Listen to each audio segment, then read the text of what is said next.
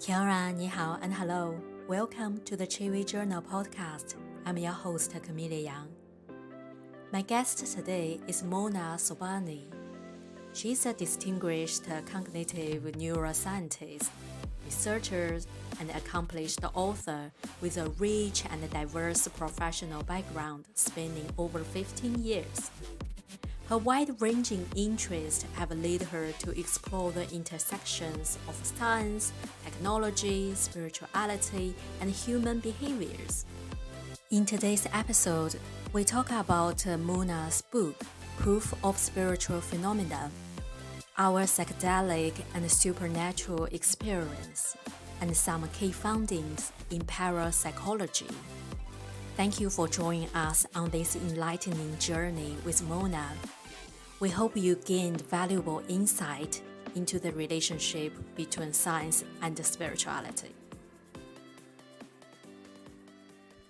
Hi, welcome Mona, and thanks to our mutual friend Tom Morgan's introduction. He introduced your books, and we also have a little group chat. We talk about spirituality, and yeah, so it's such a pleasure to have you on my show. Yeah, thank you for having me. I'm really excited to have this conversation. Yeah, I always want to interview someone who has a scientific background, but also into spirituality. Because I know sometimes this can be a very separate part.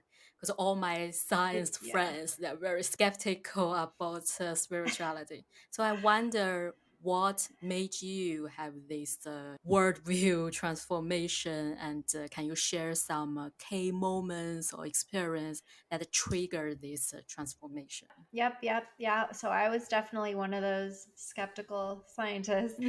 I mean they train you that way, you know. So I was very anti-spiritual actually and anti-religious because for multiple reasons, I think, but my parents came from Iran and there was, an overthrow of their non-religious government for the religious government, so which appended, the whole country Mm. and everything. So I think my family sort of, I mean, my mom was very spiritual, but I think a lot of my family just kind of turned anti-religion after that. So I grew up in that framework, and I was always very, interested in like coincidences and things like that, but not spirituality per se. But what happened was I basically had an existential crisis and a series of events that happened to me over the course of a few years. And Mm. one of them, it started with my cultural background. As I mentioned, I'm Persian, and in our culture is actually quite mystical if you go back um, thousands of years to the true Persian cultural heritage. It's very mystical, Yeah, Sufism and sure.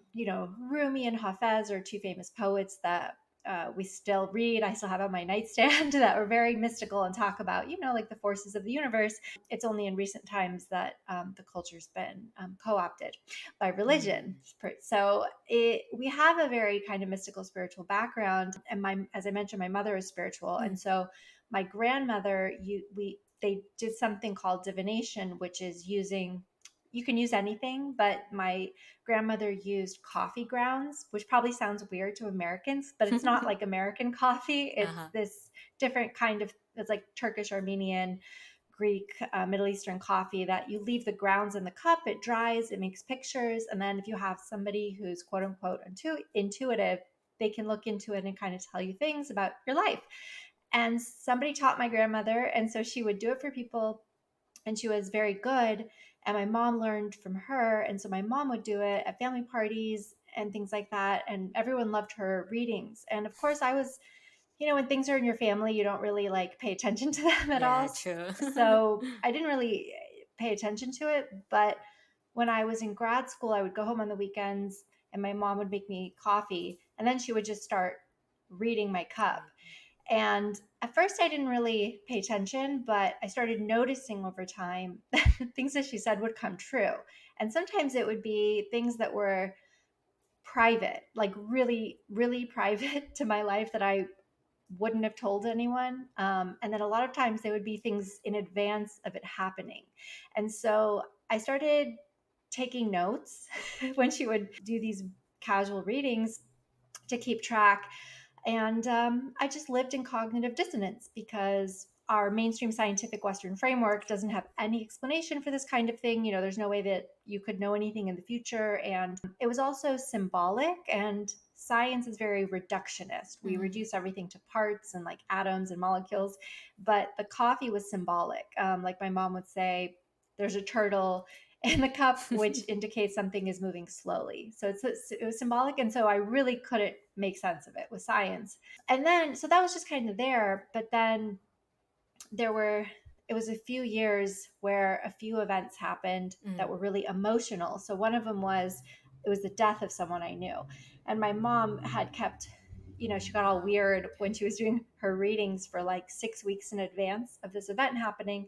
She kept saying like, and she never had said anything like this before, like, I think you're going to get bad news. And like she's like I think really bad news. And she's like, I just want to warn you, and I don't want to say what it is, because I don't want to, what if I'm wrong? So it started making me nervous, and I kept asking my friends like, which one of you has bad news? I know somebody has bad news, just tell. But so then 6 weeks later, we found out that one of the professors at USC, which is where I got my PhD, and I had graduated at this point, but I was still closely tied to USC. Actually, I was working there. So he was killed by one of the students, and it was somebody who had helped. He was, beloved in the program, wonderful professor. He had helped me with one of my experiments on my dissertation. And so it was, upsetting and shocking and like a horrible event that happened to our community. And so then when I found it out and I told my mom, she was like, yeah, it was a death. And she's like, I'd never seen anything like it. She's like, I didn't even know how to explain it. She's like, it was just very violent and unusual. And so, which is what it was. And so that really shook me, because this was like a life or death thing, right? Like all of her other readings had just been like, don't lose money, or make sure you think about this carefully before you make a decision or something. But this was big. And so it scared me. It scared me, and it confused me, because I was like, science says that this is impossible. How is this possible? But I was very busy at the time with a new job, and, dealing with the grief of that event. And so I just kind of ignored it. And then a few years later, something else happened too. So I had this relationship I was in, and my mom had said it was going to, it was positive. Like she saw every aspect of it, embarrassingly, in the coffee, and would tell me every weekend. And then it ended. And I was already in an existential crisis at this point, because I had graduated with my PhD and I was in the workforce, and I was kind of hitting that, even though I was in my early 30s, but I was like, is this it? This is what we do forever? Go to work. And it felt meaningless to me. And I was like, what is the point of life? Like that was the first time that question popped into my head. And so then, with all of these things happening at once, I felt, dealing with heartbreak, and I just felt like it was the first time I fell into like despair and hopelessness, and I didn't see the point of being alive. I wasn't suicidal, but I just really I was like logically, rationally, I was like, why do we do this? So that's where I was, and then I begin, I wasn't ready to like look at myself and the situation, so I focused on the coffee, and I was like, it became this interesting thing to me, because I was like, how could, maybe science is wrong? And so I got interested in it and started exploring. And I think because I was at such a, you know, they always say like you have to kind of be broken down, or there's like some beautiful quote that I cannot remember right now, but it's like you have to get whatever cracked for the light to come in. Oh yeah, true. Yeah, and that's what happened basically. So I would never have been open to these things at all before, but because I was in such a low place and it was part of the story, part of the whole situation, I got interested in, I was like, well, what is divination, and what does symbolism, how does that play in? And maybe time doesn't work the way that we think that it does. I mean, what do we know? As a scientist, I know that we don't know a lot of things. So I got curious and launched this personal project, which then turned into the book. But it was essentially me just trying to find answers to these questions, these big questions of like, why are we here? What's the meaning of life? But through this avenue. So like I started interviewing people who are extremely intuitive or psychic or whatever you want to call it. to understand their perspectives and their experiences. Then I interviewed scientists because then I thought I was going crazy because I was like, I nuts for entertaining any of this? The common sense or mainstream view is that all of this is fraudulent or it's been researched and disproved was kind of my sense, or not researched at all or whatever. But I started looking into it, and yeah, it just led me on this whole crazy long journey of it opened the door to spirituality, which I think they're separate things. So that's how it started. I'll stop there so you can. After reading your book, I was like so resonated because I'm also very skeptical. I grew up in an academic background families, so everybody is like, okay, you need to like learn the science, and I was a science student in high school as well. I also found this very interesting because my grandfather and my father, they all trained in an academic environment, but late in their life they start to turn to spirituality. I have found this change I couldn't understand. But back then, I'm just Mm, saying why you start to look at this Chinese book like I Ching, so they can tell, okay, today you need to do what and you need to avoid what based on your like 5 elements or some mhm, destiny elements. So I thought, yeah, my grandfather turned mad because I thought, wow, how come this highly reputable scholar now become like so spiritual? Yeah, I couldn't understand. I think his death like kind of struck me because he kind of know since he started his yeah. films in his late life, so he starts to know. And also my dad, in his, I think he got probably like a middle age crisis, so he started to studying some Buddhism, and he also Yeah. gave me some like a worship things. So I couldn't understand. I said, okay, thank you, Daddy, but I don't. Yeah, but it's kind of Yeah. saved my life, or just a lot of coincidence, like you mentioned in your books as well. So I start to feel like, interesting this part. Yeah, and also I had my existential crisis when I was working in finance. You earn Mhm. a lot of money, but you still not feel happy, and there's so many Yeah. mystical things happening around you. When you interview all these spiritual, mystical, and psychic, so what are the some findings you find is very profound and you can share with my listeners? Yeah. The most shocking thing initially was that a lot of my scientist colleagues were open minded. They were all. It turned out that they were more open minded than I was. It turned out I was actually one of the more closed minded, skeptical Mm. people. Um, yeah, and so all of them, when we sat down to have conversations about this, I kind of asked them like, "Have you ever experienced anything that you can explain with science? Are you interested in paranormal, supernatural things? Do you think there's things that we can't measure with science and that kind of stuff?" And yeah, we had to like, I've known these people for over a decade, and we had some of the best conversations that we've ever had in our relationships, and during that project. And they all were just like, first of all, they all had stories. Every single one of them had a personal story of either themselves or someone they knew having some sort of, quote unquote, anomalous thing happen to them that Mm. they just couldn't explain with science. And all of them were very like, well, there's a lot of things that we don't know in science, and we're supposed to be open-minded and curious. And if there's even one data point that, or if something happens just once, I think William James says this, if there's one white crow, then all crows are not black. Like, Hmm. it just takes one instance of Yeah, true. something to make like a theory or a general statement not true. And yeah, in science, we're not supposed to ignore outliers because usually that data that doesn't fit the models usually what causes a paradigm shift or an update Mm. in a theory or a model. And so they're Mm. actually really important. But as scientists, we don't like them because they break our models, Yeah. and usually they're not what we're looking for. So yeah, so I just found that and by the end of the writing the book, and now I always say these are not anomalous experiences, they're human experiences, and everyone has them or everyone's capable of having them. And I found that when I was talking to my scientist colleagues. I was like, these are very normal. We just ignore them and kind of whisper them to each other because we're like embarrassed because of what Western mainstream culture to say anything, but that they're very common. And then with the intuitives, they were very interesting people.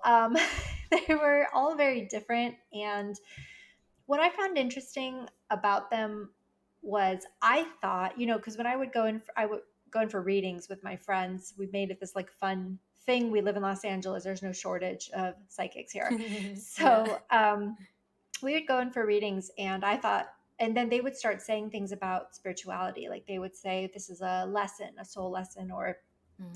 this person is part of your soul group, or this is from a past life, or things like that. And I was not familiar with with any spiritual frameworks pretty much at all, Mm. and definitely not the ones they were talking about. So it went over my head when Yeah. I would record them and write it down, but it didn't mean anything to me.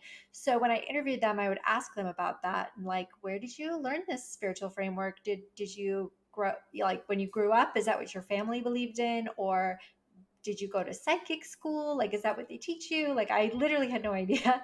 And most of them came from families that were not like that. One was like half Jewish, half Christian. Her parents didn't believe in anything anomalous. Like another one was like similar. She's like, oh no, my parents didn't believe in any of this. They weren't religious or spiritual. So then I would be like, that's interesting. So then, how Mm-hmm. did you get into this? Yeah. And they would just say, something that I would consider crazy at the time, or they'd be like, I don't know, I just knew, like, or my spirit guide told me, or I had a dream and I understood that this is how it is, and with certainty, which I was like in shock of, because I'm a scientist. I was like, what do you mean you just knew? Yeah. Like, can you just accept it? Like, I Yeah. didn't I didn't understand at all. Uh-huh. But I just listened, and I was like, that's cool. And then I mean, multiple of them said that. So then at some point I just got used to hearing it. And I was like, I guess this is just a thing. And none of them, at least not the ones I spoke to. I know that there are schools or classes and certifications that they can get, but some of them were certified. But they were like, I didn't learn my skills. Like they were, I've had them. I've always had them. I just learned how to use them. Maybe from meditation classes, or working with other people who are intuitive. So I thought that was really interesting. They were very matter of fact about it. It was really, I mean, when I think back on it now, it's just kind of funny thinking of who I was at the time and the things that they were telling me. Like in the book, I Yeah. talk about one of them, just like one of the first interviews, she just starts telling me, she's like, I've seen fairies. And I was just staring at her like, what? What is Yeah. going on? But I just came to know them as people too, and they were very kind, especially at a time when I Mm. was very fragile.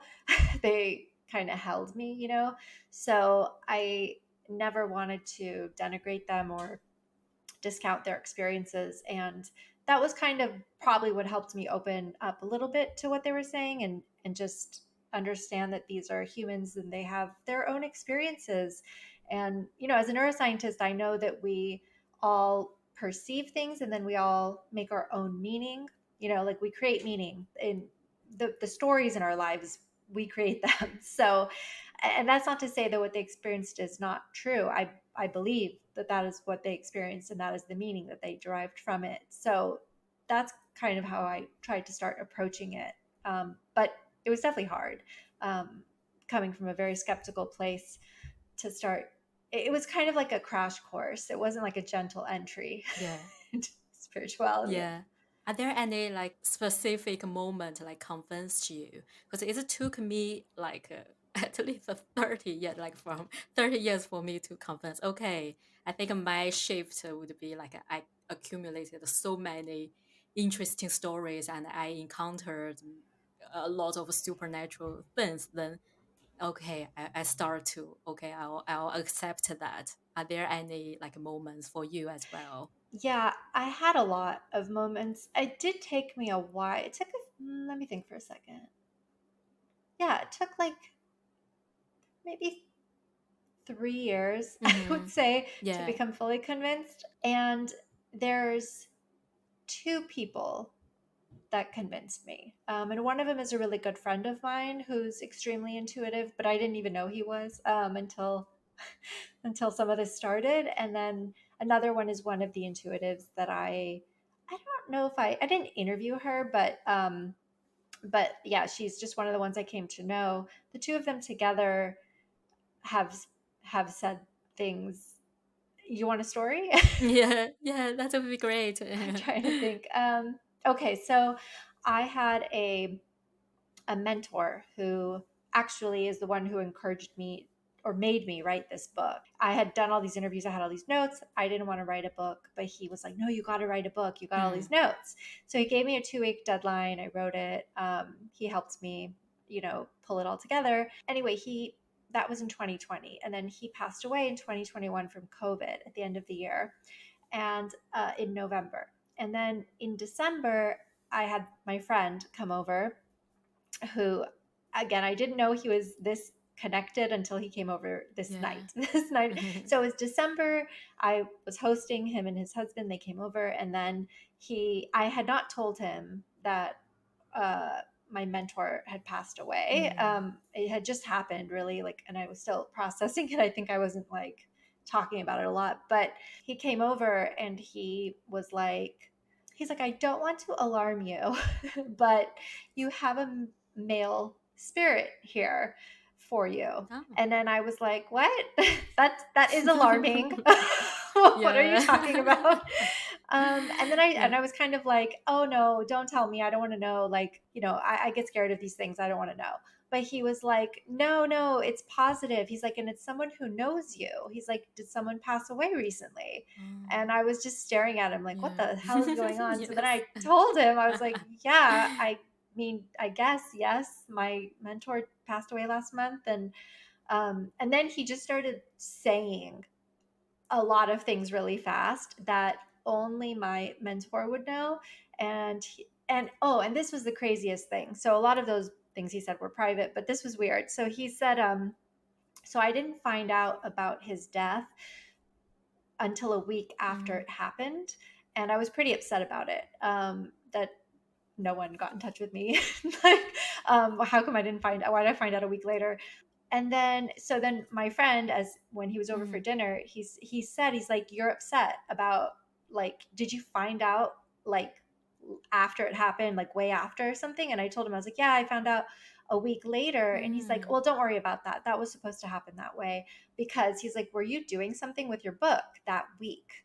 And I just stared at him because I had edits. I was doing the rounds of edits on my book, and I had edits that literally, I think I Oh. received them the like day before he died, and then they were due a week later. And so when I turned the edits in, that's the day I found out he died.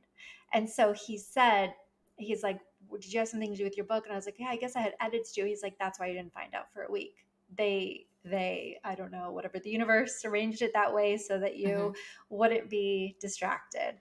So anyway, when it's like, and I've had a million moments like that with him, of things that there's no way that he would know. I didn't even talk to anyone about that. My 1 week, my like edits, my it was so crazy. I didn't even think about it. So I've had a million moments like that with him, and with that other intuitive, like, things that there's no way that they, very specific things like that, with timing, with the person they're talking about, the messages they give, that you're just kind of like, these are either the most accurate, wild, coincidental guesses, Yeah.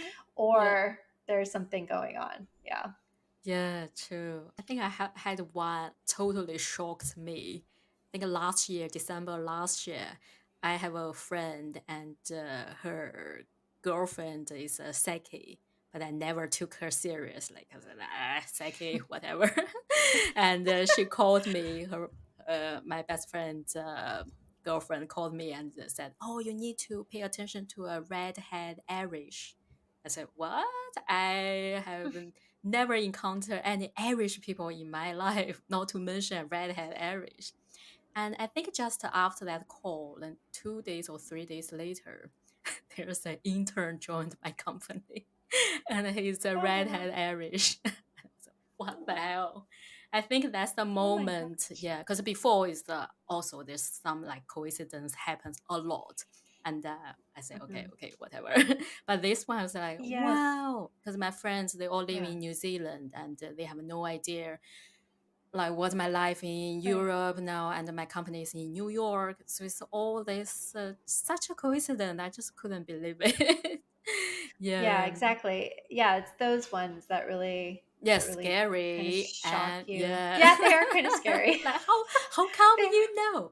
Because I have this vision, blah blah. It's like, oh wow. Yeah, it's interesting. Yeah, I know. It took me a while to get used to it, but now I'm more used to it. But they're kind of, once you get over this scary part, though, they're kind of exciting. You're like, whoa, reality is way more interesting than I thought it was. True. Yeah, you mentioned the parapsychology phenomenon in your book.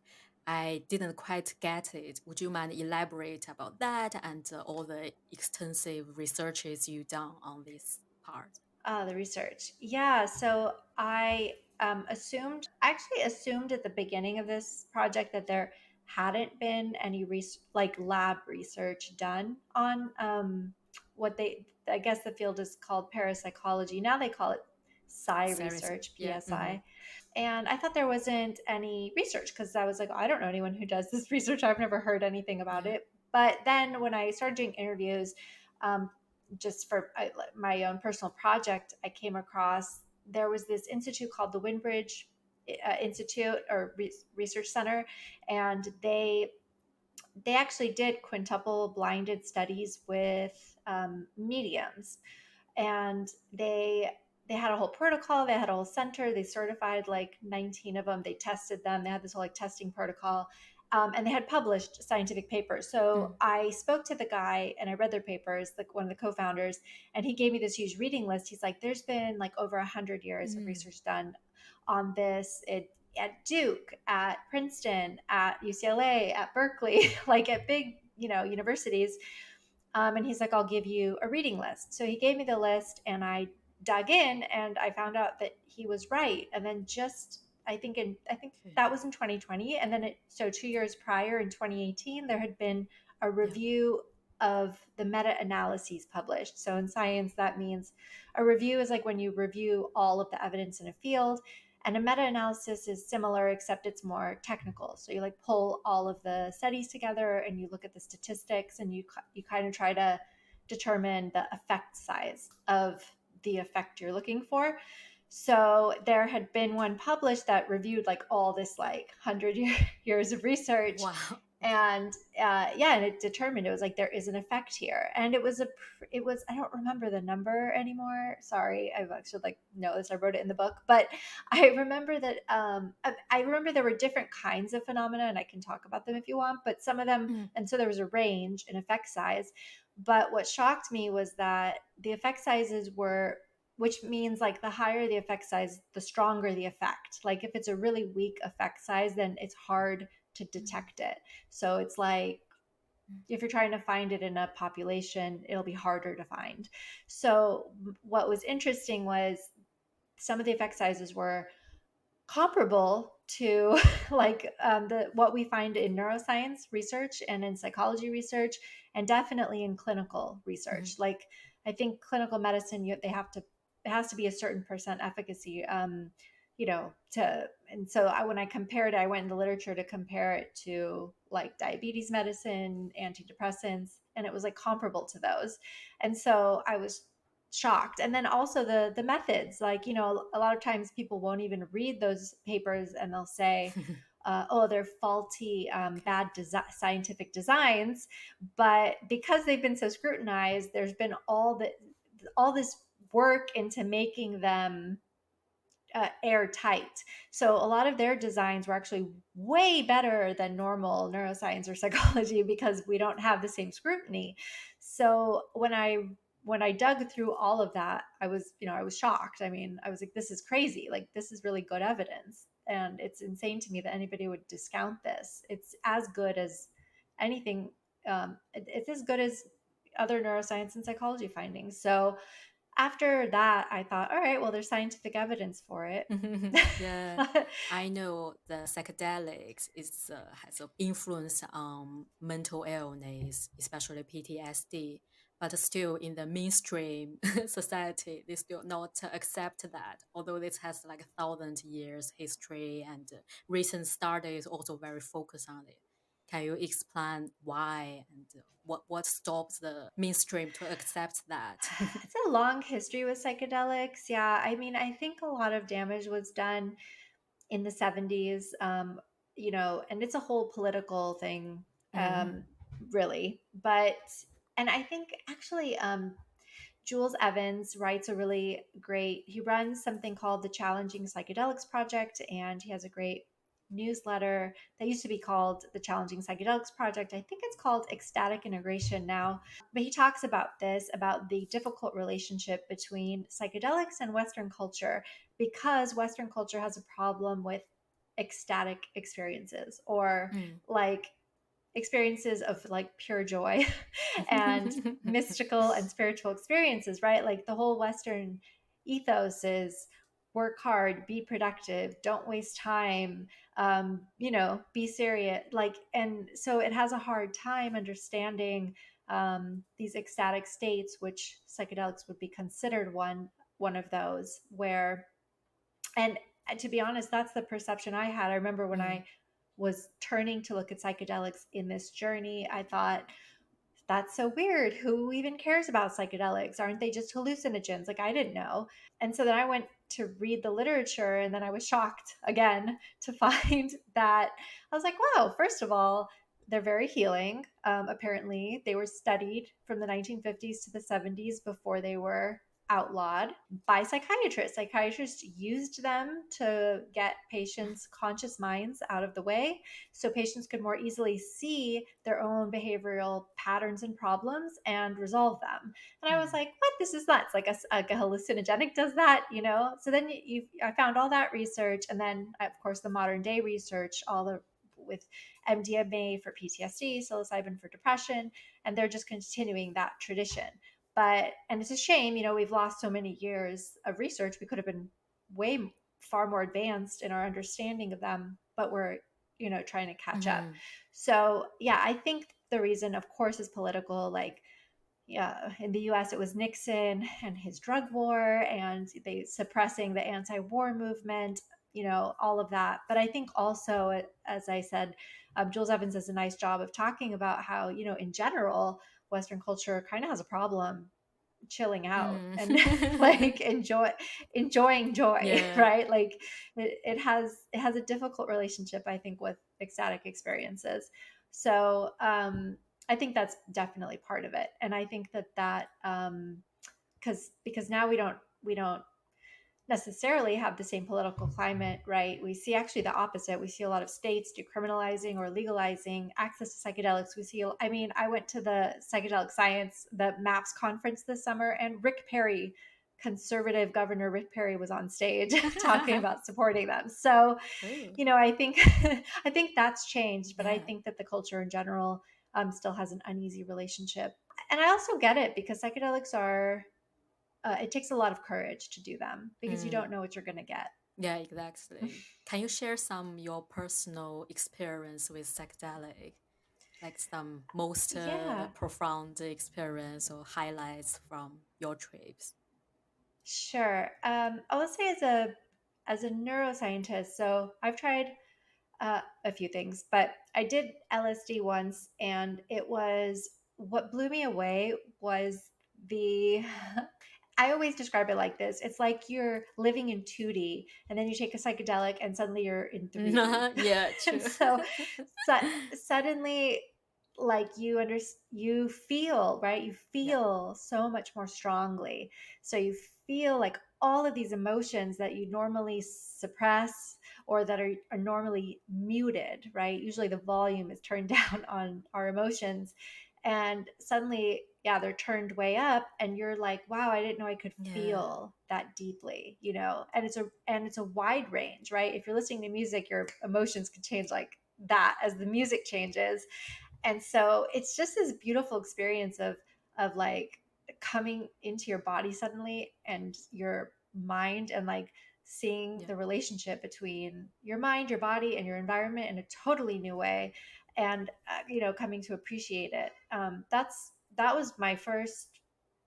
No, actually, that wasn't my first experience, but that was my first like really profound experience. And then I think what year is it? Yeah, last year, 2022, I tried 5-methoxy DMT, 5-MeO DMT.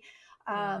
and that one was life changing. I mean, in so many ways, I had the complete ego death, complete dissolution, and I became the entire universe, all of space and time, Oh wow. all at once. I was every piece, atom, molecule of the universe all at once. And then I also had a near death experience though in it. And so it was one of those experiences that you would consider a challenging psychedelic. The near death experience is kind of challenging, but they also, that's why I love some of the mystical or esoteric traditions. I like look to those now because they talk about, it's like an initiation, right? And it's death and rebirth. And Mm. it's, they kind of say when you die, before you die, like it helps you because And so I felt like I came back from that trip, when I thought I died in the trip, the only thing I thought of was, oh my God, I didn't get to say goodbye.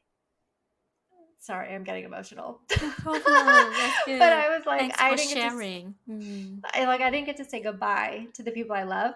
Yeah. So when I came back, it was just a realization. Like I didn't think about money, I didn't think about Mm. accomplishments, I didn't think True. about a single one of my possessions. The only thing I thought about were the people in my life and how I didn't get to say goodbye. So it was, yeah, and I just came back also just really glad to be alive. Exactly. So yeah, so and I think so again, like coming experiencing that on a personal level was just very evolutionary. But I think also from a neuroscience perspective, like again, it's like, and Mm. that one was actually like stepping into 5D. Honestly, 5-MeO was like 5D. It was like Yeah. a whole new level of understanding of existence and of our universe. It was a very very intense thing. So obviously it's not for everyone, Yeah. and that's why I say it takes courage, because you don't know what you're going to get. I know I had friends, other neuroscientists, who did 5-MeO, and their experience was all love and like white light. And I was like, how nice for you. Meanwhile, I died in mine. But like, it's different for everyone. You don't know what you're going to get. Yeah. So but I think the evidence also suggests that they're very useful Mm. clinically, and I also think personally they're great personal development tools. Yeah. I think I had two psychedelic experience, like with the plant, ayahuasca and San Pedro, Mm, I haven't last done year. those. Yeah, November last year, I also have the near death experience with ayahuasca, and I also saw my parents there because I haven't seen them almost 3 or 4 years since the pandemic. Because they are living in China, Mm-hmm. so the Chinese government shut Yeah. the border. So I saw them Oh, that's right. in my trip, because before I was like, okay, because I always live overseas and we were not that close, but during my trip I feel like super emotional. Then I book my tickets and fly back to China Oh, as soon as the China opens the border. oh, that's The lovely. medicine just gave you some interesting thing you never thought about, or you kind of surprise this Mhm. emotion. Definitely. Yeah, I think we suppress a lot. We're taught to suppress a lot. So yeah, a lot comes up. Yeah, exactly. Because I thought, oh, I'm strong, I'm independent. I don't need my parents support me. I'm happily living overseas by myself, but Right. not exactly in that you see. Yeah, Yeah. and also for my like 2 years ago, I had a San Pedro. It's also like a ayahuasca, like a Yeah. cactus plant, and I saw my previous life. It's like so vivid. Yeah, it's like so many Wow. different clips, like movie, And Oh my gosh, that's so cool. yeah, and I thought, because before I never believe in like reincarnation or like past life Right. regression. So I kind of want to listen to your opinion about this part, like karma and past life regression. What's your thoughts from a scientific perspective? Yeah.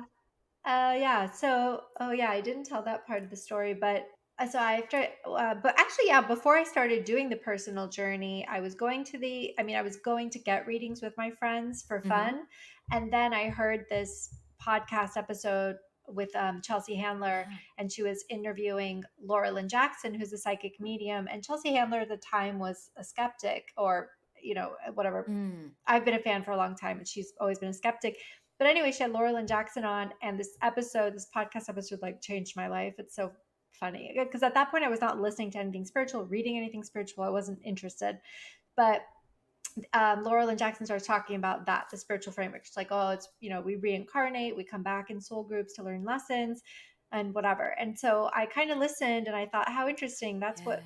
the psychics I went to said. And then they mentioned this book, Many Lives, Many Masters by Brian Weiss, Mm. who's a psychiatrist who, it was a case study about that, like past life regression. So I ordered the Yeah. book, and that was the book that changed, got me interested in all of this, because it was he was like a Yale and Columbia educated psychiatrist, like atheist, Mm. didn't believe in any of this stuff, but he had this patient that he starts healing with past life regression, which means he just puts her into hypnosis regression.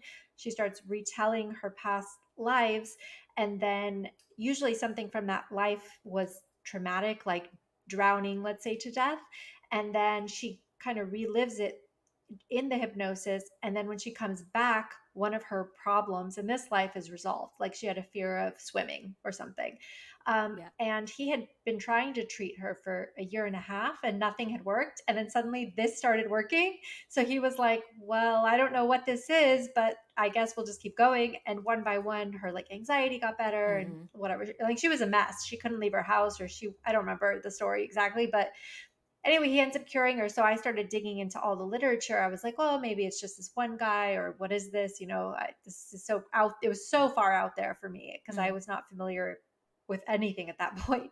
Um, but I read there were a few psychiatrists and behavioral health practitioners from like the 60s, 70s, 80s who stumbled across this in their practice, like Brian Weiss, and Mm. they stayed curious and explored it, and then ended up doing this with thousands of patients, and they found that it works to heal people both emotionally and Mm-hmm. physically. And this, it does seem to be, that's the story that everyone tells when you put them in a regressed state and kind of ask them, like if they're between lives or whatnot, if you ask them for what's going on, apparently all these thousands of people reported the same thing, saying, oh, I'm with my spirit guides, or choosing my life, this was my lesson in the last one, like things like that.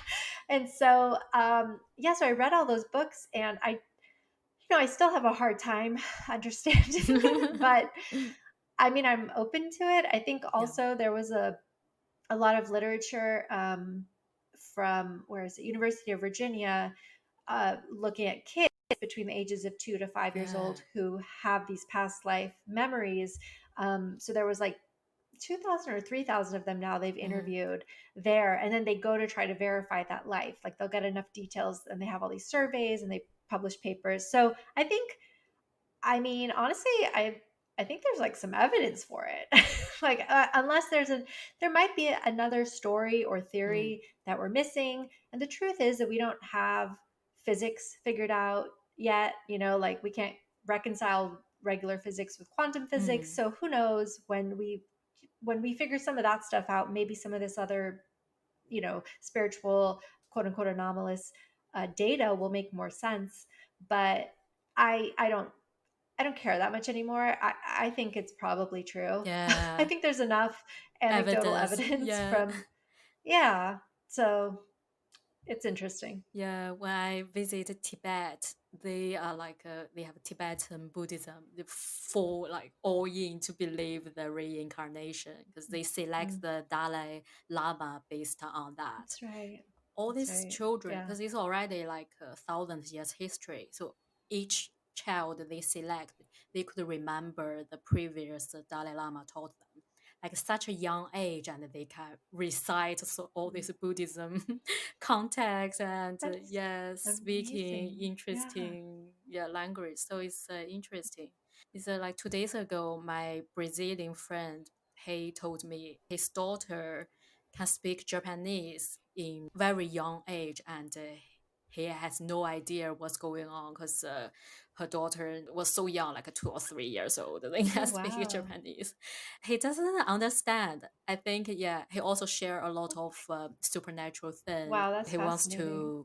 to do Yeah. the psychedelic trip to explain all his questions. Yeah, so he share a lot of like private things about his supernatural encounters. I find this wow fascinating. I love those. I love those stories now. Yeah, because before I was just like, but now I said, yeah, tell me more. I want to know more. Yeah, it's interesting. Yeah, and I think that there's especially another near death experiencers. Like if you listen to their stories, those are really interesting too, and they report very similar things Mm-hmm. to what people report from past life regressions and also from the reincarnation, like the kids that report that. So it's just interesting because a lot of these people don't come from cultures that believe in reincarnation. They like have no knowledge beforehand, especially the kids, right? They're just like 2 years Yeah. old. They don't, if they're growing up in a Christian household suddenly. Yeah. So yeah, I think there's quite a bit of evidence, um, enough to say that we probably don't have the whole picture. Are there any practical things you can share with people, like if they want to learn more about spirituality, or just let them be open heart, such as like a meditation or something? Yeah, you can Uh, recommend people to try to start with. let's see. Yeah, I mean, meditation is good, but it's so over recommended. What I love that I've tried that is not as difficult as psychedelics, Mm-hmm. but is a step up from meditation is breath work. Mm, yeah. So something like holotropic breath work, or there's another kind called like neurotropic. I mean, whatever. I'm sure there's a lot of different variations, but breathwork is another way to get yourself into an Mm-hmm. altered state of consciousness. And it's actually, if you do it in a group, like you can have really powerful sessions very similar to psychedelics. And it gets you to that place where you can release emotions. And a lot of people have reported, like if you read any of Stan Groff's work, a lot of people have reported seeing past lives or releasing things like that. So I think breath work is really great because it not only gets you in touch with your body and your emotions, but if you're lucky enough, like to have or see Yeah. something, you might get in touch with a part of like have a spiritual mystical experience too. So I really like breath work. Obviously, since I did this so much, I really like getting readings. Like it's also the easiest way to for you to not do anything.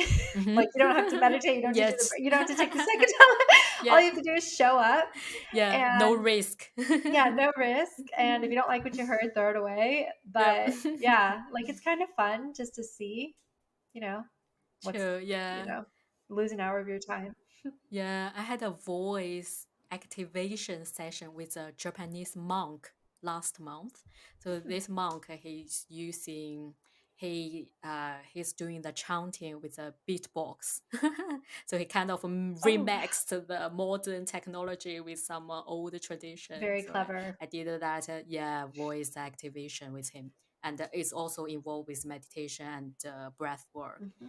And I was like so shocked because I was not on drug, but I saw the perfect fractal patterns Yes. and Yes. geometry. Like only if I'm on LSD, I will see it. But with Yeah. that breath working and meditation, I saw it. Wow, that's Yeah. interesting. So actually, there's a lot of, so one thing I'll say too, as a neuroscientist, like we don't have a lot of research into like sound and light and how Hmm. it affects your Yeah. consciousness, but it's starting to be done. And for example, I have some new friends, but friends at the Institute for Advanced Consciousness Studies here in Santa Monica. And they're doing some of that. They're looking at different technologies, Mm. like these light and sound Yeah, yeah. experiences, and how they affect your consciousness. And they're actually going to, well, they're trying to raise money for it Okay. to do an ultrasound study to stimulate the pineal gland, because no one apparently has actually studied the pineal gland in humans that like much. So yeah, just kind of trying to see it, test that hypothesis, which is floating around the spiritual world, but no one has ever tested. So I think that there's a lot of potential there for like light and sound and altering consciousness, and it's interesting. True. What other direction you see in this science world they will lead to like more involved with the spirituality? It's a good question. I mean, I think psychedelics is probably leading the way there, but I Mm. think all what I just mentioned, the light and sound, like that kind of exploration, because also what the psychedelics have done is propelled a, a kind of race for how do we get the psychedelic state and the benefits without the psychedelics. So then that's why you see like some of these technologies like light and sound things Yeah. like picking up. um but and I think that that's mainstream. I mean, and I know there's a lot of research like at the Institute for Noetic Sciences where they're doing more, they're much more, they're not mainstream, they're much more open-minded, like they'll study Mm-hmm. anything. Yeah. So not anything, I mean, they're very smart, they're like they're research is very good, Yeah. but yeah, they're more into like let's study energy healers, like no one studies them, like let's, you know, see if we can measure the change in the room, like the temperature, the pH, the whatever quantum stuff that's going on. And if everything is Mm. interconnected, which everything is, like systems science tells us, right? Then you know, if, when you change, everything around you changes. So one thing that I always think about when I'm reading a lot of these studies, or that we were always missing in normal science, is that is kind of like the environment and how that's changing. So I think there's a lot of really interest. I'm trying to think if there were other, I don't know why my brain is drawing a blank. I'm sure there are other institutes that I cannot remember at the moment, that are doing like innovative research, but maybe I'll send you some Mm-hmm. links later. Yeah, sure, no problem. And also, I found this very interesting because I always feel the divided between the East and the Western culture.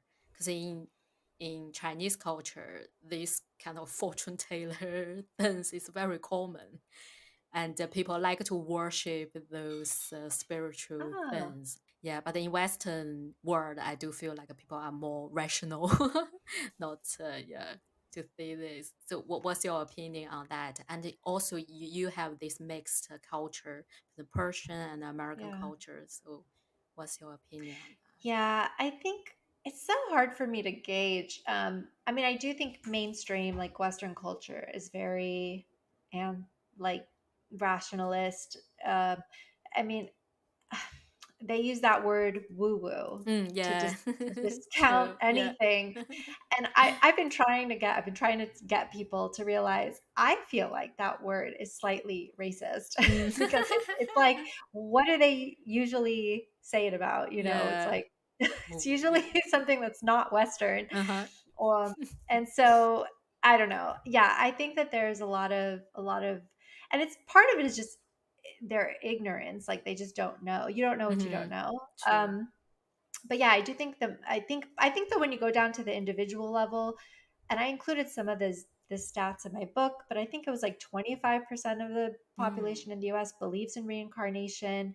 I think more people than ever have reported having spiritual awakenings or experiences in the US and in the UK, probably everywhere in the world. And we have people doing we're doing more and more meditation, and people are doing psychedelics now. So I think we're going to have a lot more of Mm. that. So I think that actually we're probably going to start to see a shift, but I also think with that shift will come some conflict because, you know, the old versus the new, which usually happens.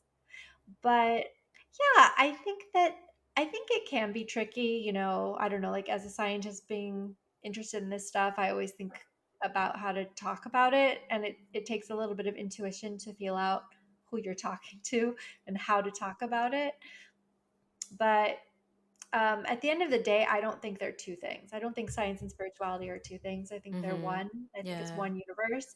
So I think that we just True. haven't figured out. the missing link or the right language to bridge them. But yeah, I don't. I just play the game and pretend they're separate for now and talk about it separately, but they're not. Yeah. I'm sure it's the same thing. I see. Yeah. One of my friends, she used to be an entrepreneur and very rational, but then she turns into a spirituality, and she kind of like an influencer in China, and she spread the word of spirituality. But so many mainstream media criticized as her as like a cult leader. Oh wow. So yeah, because this is kind of like reminds me back to the 1970s. You know, in America, there are so many people on drugs and like so liberal, and so many cults Yes. also emerging. So you know, there's always some bad Yeah. apples there, like using people's Oh vulnerability. yeah. So what's your advice for the people who wants to enter the spirituality world but not be scammed by those people? Yeah, I mean, it's always a risk. I think that especially with something like spirituality, sometimes you turn to it when you're in a vulnerable position. Mm, And I think psychedelics make you particularly vulnerable to, changing ideas or flipping worldviews. So it is a yeah. very, very delicate thing. I think that I would say part of what actually I was going to say this about the science of spirituality, but it kind of ties in here too, Oh, is to use is to recognize the left and right brain. I know Tom loves this, our yeah, mutual friend Tom. yeah. True. but I think you also find a lot of this in the esoteric and spiritual literatures of like yin and yang, right? Like Yeah. rational and intuitive, using both. So, and that's another thing, like too, when people go to get readings, you should never hand over your power to somebody Mm, and think that what they say is true. You always have, you and your life best, right? Like you always have to check it against your true. own intuition. So I think there's a lot of that, like, Hmm. and with the same with spirituality, like I could never personally, I just could not have opened to spirituality without some science. That was just the way it was for me. So I needed findings, like I needed a scientific publication in my hand to say like some evidence, something. And so I think that helps too, and that's why I think actually it's important to start bridging them, Mm, because true. then you can't have people making wild claims. But the problem is right now there's not a lot of research money, Mm, there's not a lot of people trying to seriously study the bridging of these two things. They're just like, no, that's woo woo, I mm. won't touch it, I'll ruin my Yeah. career. And it's like, great that the rest of us have to suffer by not having any research findings. True. Yeah. So yeah, I mean, I hope that that changes. I will see. I think we're probably a few years, no, more than Mm, that. I think we're a little whiles away from that. I do think psychedelics is starting to shift that a little mm. bit, because you see psychedelic and consciousness centers Yeah. opening up at big universities. But we'll see what happens. But yeah, if I had one plea to make, it's like, yeah, if you have money to burn, you should probably find some people doing interesting research and encourage Yeah. it. So, what do you hope readers and listeners take away from your book? Because your book kind of also gave me a confidence and affirmation to say, okay, science and spirituality can be merged together. They are together. Yeah, So, yeah. I mhm. That's what I was hoping. Uh-huh. That's That's what I good. was hoping would happen. Yeah. So, my journey was really, really hard for me. It was like, first I had an existential crisis, Mm, then I had an identity crisis. I'm still going through integrating all of it. It's a really long, difficult journey, but it's worth it. And I think the book was the first step in saying, first of all, like, why should you care about spirituality? Because I never cared. It really is valuable. mm, It's like it's almost wish like if I go back in time to tell my previous self, like, you won't believe it, but it'll actually help your life. Like, you won't believe it, but your day-to-day life will actually get so much easier, mm, because yeah, you learn this way of reframing things, right? Like for yeah. me, this simple exercise of, okay, well, what we don't really know, what this universe is and what reality is. And I don't care what any scientist says, since I am one, I know they don't know anything. So, what if we do reincarnate, and what if I am learning lessons? Then, instead of every difficult situation in my life, I can ask myself, what am I supposed to be learning here? And that helps me anyway, significantly, to not be like just a victim and just being like, God, this sucks. Like, why can't this person see my point of Mm. view, or whatever, like flipping the script and reframing the narrative in your head, which I got from spirituality, helped me a lot. And then also that, I guess, emphasizing or highlighting that these are human experiences. Like I talk about in the book, a lot of my scientist colleagues have had them. I mean, since the book, I found whole communities. Well, first of all, I founded one with a fellow neuroscientist, Nice. with a bunch Yeah. of other neuroscientists who have had or are interested in these experiences. And there's an even bigger one that we joined with like 600 Oh, physicians and okay. scholars and scientists who have all had Wow. emergent experiences, what is what they call it. And so these are common. It's just that no one talks about them. And I feel like, I guess I'm a little bit rebellious. So it's, when I came into this and I was like, why doesn't anyone talk about this? Then it's Hmm. kind of like, we should just Hmm. talk about it. I don't care that it makes people uncomfortable. I don't care that you don't believe in it. Like, there's, there's evidence, and not that we have to shove it in anyone's face or anything, but I think, yeah, it was like I was looking for permission. I finally realized that, in the journey, it was like I keep having these interviews with people because I'm looking for permission from another scientist to basically tell me it's okay for you to believe in something, and then to find evidence for it. And so I wrote the book to give that to other people. Cool. Yeah. Yeah. That's good. Yeah. Thanks to Tom. He introduced your book to me. So I said, yeah, that's good. Now I can also spread the word to my fellow skeptical science Yeah. focused friends. Yeah. Yeah. And I think being skeptical is fine. I think I don't like the word skeptical Mm, anymore. I think you want to be discerning, right? You want to discern what is valuable and what true. is good research and Yeah. what is not, and what makes sense for you and what is not. So yeah, I think that that's a better way probably to approach all of this. Exactly. So last question, can you tell me some upcoming projects or area you are working on or you're currently passionate about? Yeah. Well, I do write as I mentioned, a psychedelics and altered states newsletter, which I still really enjoy Mm, doing. So I am doing that. nice. But actually, right on topic. So every year we have a big neuroscience conference. It's the Society for Neuroscience has a conference. Last year we did a neuroscience and spirituality social, and 50 scientists showed up. I thought no one was going to come. I was like, no one's going to come to this, but 50 scientists That's showed up, good. and Yeah. like the room was overflowing. Wow. And so they wanted to stay in touch. We started a group. We have a website. This year we wanted to do it bigger because we're like, wow, a lot of people are interested in this. Yeah. Like, we should do something bigger this year.